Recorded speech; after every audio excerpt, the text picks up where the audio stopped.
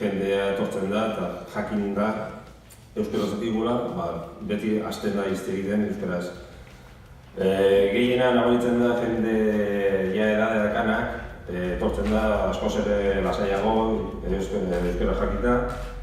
Eta gero dakagu, kanezia dakagu unibertsitatea dagoan, jende gaztea etortzen da, baina denak egile euskaraz, eta denak egiten de eusketak euskaraz. Eta hori guretzako oso da. Farmazia arloan gure helburua zein den gure artean euskaraz hitz egitea eta zer horrekin.